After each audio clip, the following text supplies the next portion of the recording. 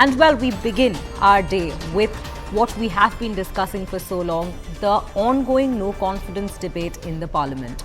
A fiery rebuttal by Home Minister Amit Shah has raised the temperature in the parliament and has set the platform for Prime Minister's address on the final day of the no trust vote.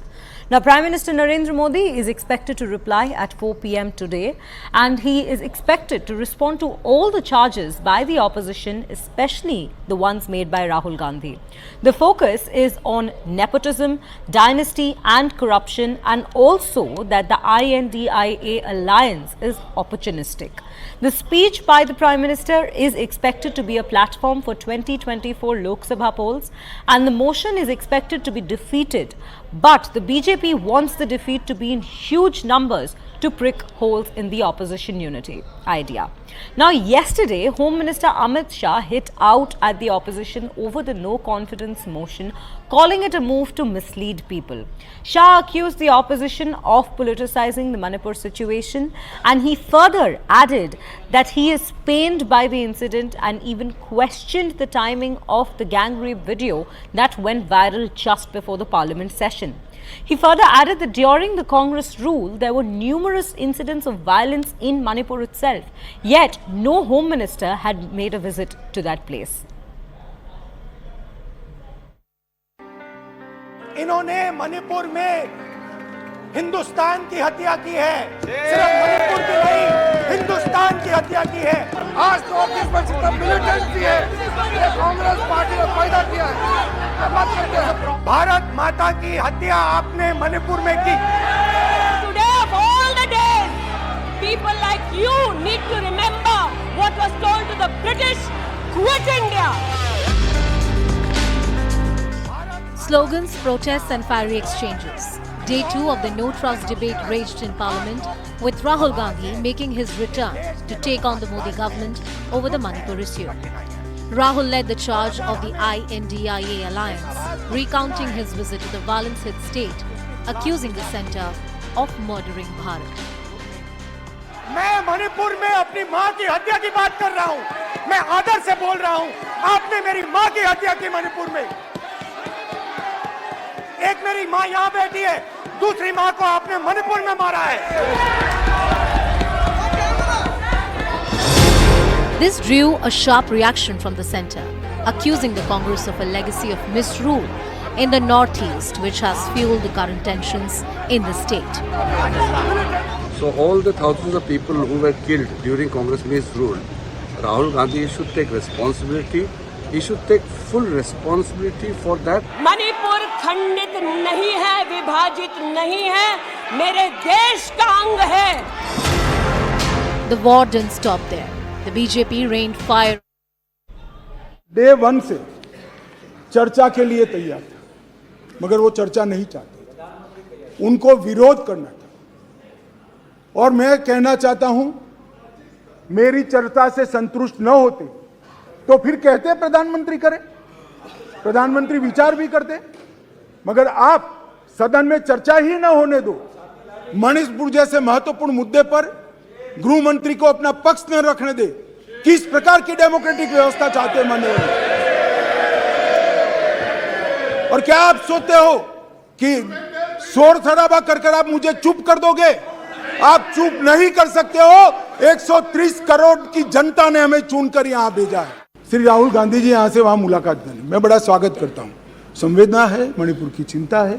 गए airport पर उतरे, उन्होंने कहा कि भाई हमें चूड़ाचांदपुर जाना है। ठीक है भाई, अगले दिन जाने वाले थे, पहले दिन कहा कोई बात नहीं, चाहिए आप जरूर जाना चाहिए। हमने कहा हेलीकॉप्टर से चले जाइए, कि नहीं मैं रोड से जाऊंगा। पुलिस ने रोकना पड़ा। फिर 3 घंटे तक ऑल इंडिया लाइव कराकर ये नाटक देश को दिखाया, और फिर 4 बजे दूसरे दिन हेलीकॉप्टर से चले गए। भाई हेलीकॉप्टर से चले जाते तो क्या आपत्ति थी?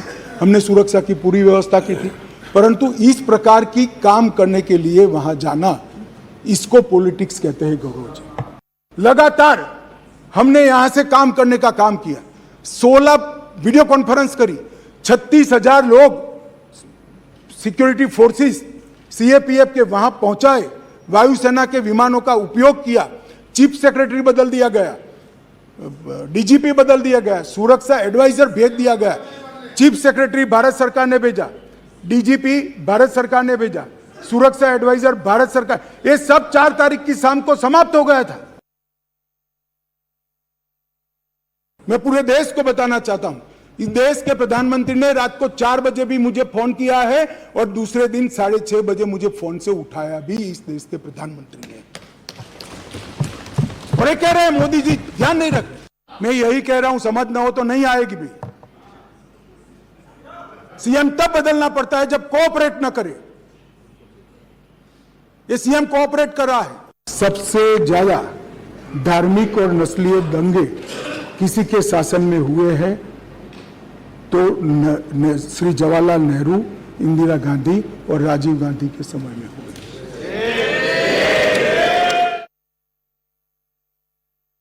4 मई के दिन की दुर्भाग्यपूर्ण घटना है।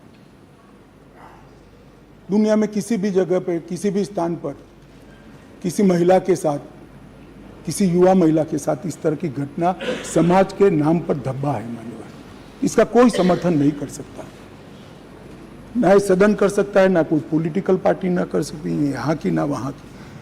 अगर किसी के पास वीडियो था तो वीडियो डीजीपी को देना चाहिए या नहीं देना चाहिए? मान्यवर, किसी के पास वीडियो था तो पुलिस तंत्र को देना चाहिए या नहीं देना चाहिए? उसको सार्वजनिक करना चाहिए क्या? मेरे मन में एक छोटा सा सवाल, मेरे मन में तो नहीं आया, कुछ मीडिया के मित्र जो ऊपर बैठे उन्होंने डाल दिया। उन्होंने मुझे पूछा कि अमित भाई, ये 4 मई का वीडियो संसद सत्र के 1 दिन पहले ही क्यों आया? वीडियो किसी के पास भी था, मैं इन पर आरोप नहीं कर रहा हूं, किसी के पास भी था। अगर उसने डीजीपी को दे दिया होता तो 5 तारीख को ही पकड़ गए होते, क्योंकि जिस दिन वीडियो दिया उसी दिन वीडियो की कॉपी पर से हमने फेस आइडेंटिफिकेशन सॉफ्टवेयर का उपयोग करते हुए सरकारों के डेटा के साथ मिलान करते हुए 9 के 9 लोगों को अरेस्ट कर दिया और वो आज ट्रायल फेस कर रहे हैं जेल में। पूरे भाषण ध्यान से सुनने के बाद मैं निश्चित रूप से निर्णय पर पहुंचा हूं, ये अविश्वास प्रस्ताव केवल और केवल भ्रांति खड़ा करने के लिए लाया गया है, ये प्रजा की इच्छाओं का प्रतिबिंब नहीं। मोदी जी ने आज नारा दिया है, भ्रष्टाचार क्विट इंडिया, परिवारवाद क्विट इंडिया, तुष्टीकरण क्विट। मान्यवर, अब तक जन धन योजना, भाई आप योजना तो बनाते हो, करते नहीं हो। बैठो, बताता हूं, मैं बताता हूं, बैठो ना, बैठो ना, अरे बैठो ना, बैठो ना। मान्यवर कह रहे हैं डीबीटी किसने चालू किया, अब कहेंगे जीएसटी किसने चालू किया, अब कहेंगे गरीबी हटाओ किसने कहा। आपने कहा सब कुछ किया, कुछ नहीं किया हमने है। प्रधानमंत्री में और मंत्रिमंडल में अविश्वास आपको हो सकता है, देश के गरीब को, देश की जनता को नहीं है, क्योंकि उज्ज्वला योजना मोदी जी लाए, हर घर नल मोदी जी ने पहुंचाया, बिजली मोदी जी ने पहुंचाई, पीएम किसान 2.5 लाख करोड़ मोदी जी ने पहुंचाए, 3 करोड़ लोगों को घर दिया, 60 करोड़ लोगों को 5 लाख का स्वास्थ्य का खर्चा दिया, बैंक खाते 49 करोड़ से ज्यादा खुलवाए, डायरेक्ट बेनिफिट ट्रांसफर में 25 लाख करोड़ रुपया भेजा, 80 करोड़ गरीबों को वैक्सीन लगाकर अनाज दिया। अविश्वास आपको है, देश की जनता को अविश्वास नहीं है।